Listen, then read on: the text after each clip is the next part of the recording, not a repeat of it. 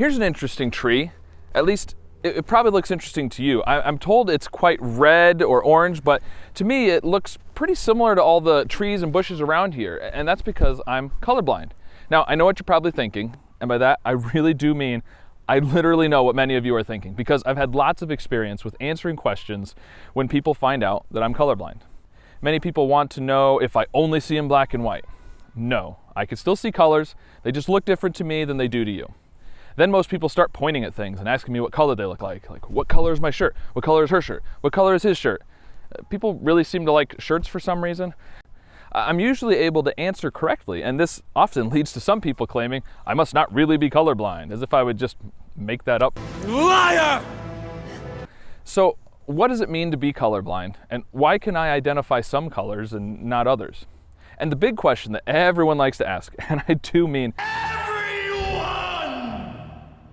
what do colors look like to me? Now, it's hard to answer that one really, because I don't know any different. I've been colorblind my whole life, and if I ask you to describe what red looks like to someone who can't see red, how would you explain it? I did find a couple of color blindness simulators online, and I'll throw some pictures on the screen here to demonstrate, but of course these are approximations, and what things look like will vary from person to person, and it'll depend on the screen you're watching on, but it should give you some idea. And if you're wondering, I am the green weak or deuteron type of colorblind. Basically, I don't have as many green cones, and they're probably sensitive to a different wavelength, but we'll get to the cones and wavelengths thing in a minute. I'm getting ahead of myself now. So first, back to the why question. And for that, we need a quick lesson about the eye. It's much more complicated than this, of course, but for today's purposes, let's just say that light enters your eye through a lens at the front and hits the retina at the back of the eye. In camera terms, the retina would be the film or the sensor. In this retina, there are two types of cells that detect light. Rods, which detect only light and dark and are really good for seeing at night, and cones that detect color and are mainly in the center in an area called the fovea. There are three types of cones, red, green, and blue, which some of you may recognize as the three colors displayed by your computer monitor, your phone, various screens. And that's not a coincidence. You don't actually have cells to detect yellow, orange, brown, purple. You can't see something that's yellow. Your brain receives a report from your retina with a combination of red, green, and blue wavelengths that your brain interprets as yellow. In someone who's colorblind, one or more of the three types of cone cells are diminished or detect a different wavelength. As you can see, when one of the waves is shifted, the resulting combination can be quite different.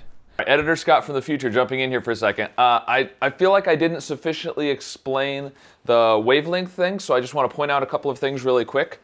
All right, so if we look at the graph here a little bit closer, the point is that when your green cones are triggered by the wavelength, so let's take like 550 nanometers in here. Your green would register a setting, right around here, like let's say 2/3 up the way of this curve. Now these curves are slightly different for every person, but just go with this.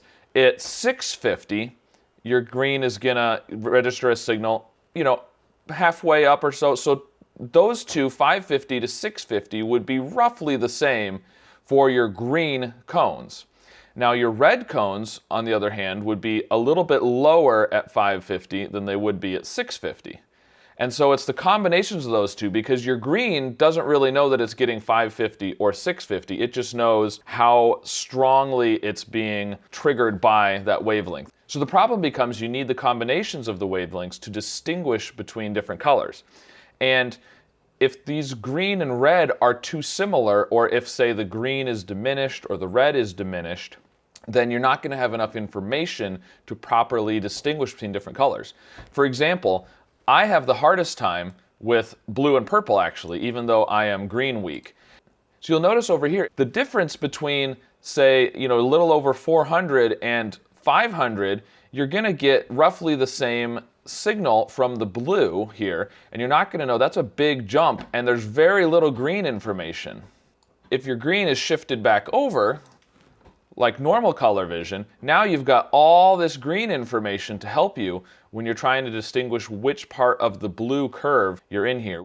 There's brightness information too that we're getting that's not on the graph here. I was trying to kind of keep things simple. So there is a little bit of information besides just that blue curve, but you can see why blue and purple would essentially look like different brightness levels of the same color to me, because I don't have that green information in there to help me distinguish between those two. So hopefully that helps explain it just a little bit better. Now back to past Scott out at the park. The most severe form of color blindness is when all three sets of cones are abnormal and the person can only see in shades of gray. This is, of course, what many people think of when they first hear the word color blind. It's not really an appropriate term for what most people have. Color deficient is probably better, but color blind is just catchier. So what causes it? Well, color blindness can occur later in life as a result of disease or trauma, but most colorblind people are born with it. Maybe she's born with it. Maybe it's Maybelline.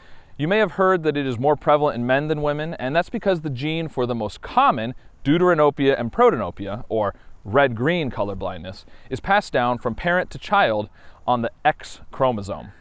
If you don't remember from high school biology, in the vast majority of cases, men receive one X chromosome from their mother and one Y chromosome from their father. Women receive an X chromosome from their mother and an X chromosome from their father.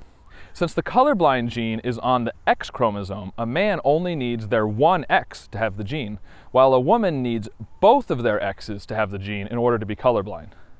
This also means that a man cannot inherit colorblindness from their father, since they receive a Y chromosome from their father. Instead, the usual pattern is colorblind father has daughter with normal vision who is a carrier of the gene, and her son is colorblind 50% of the time. So people say that colorblindness skips a generation. In my case, my maternal grandfather, my mother's father, was colorblind. I have 3 boys who are all colorblind, as it turns out, but of course, that has nothing to do with my colorblindness. Their mother, my wife, received the gene from her mom, who received it from her father, who was colorblind. So in that case, it skipped 2 generations. Other common questions relate to the ability to do various jobs or drive a car. There are some limitations on occupations. For example, I can't be a police officer or a fighter pilot, and I had trouble with resistors in some of my engineering classes in college.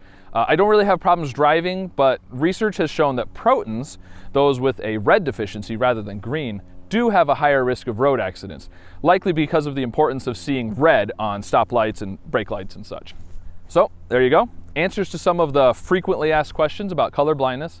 If you want to know more, leave a comment below and I'll try to answer. If we get enough of them, maybe I'll do a follow-up video. And the next time you see someone who is colorblind, don't point at your shirt and say, "What color is this?" It's not a very original question, and you'll probably be disappointed when they know exactly what color it is. Color of the pen that I hold in my hand is royal blue. I wish color blindness would keep bugs away. Whew.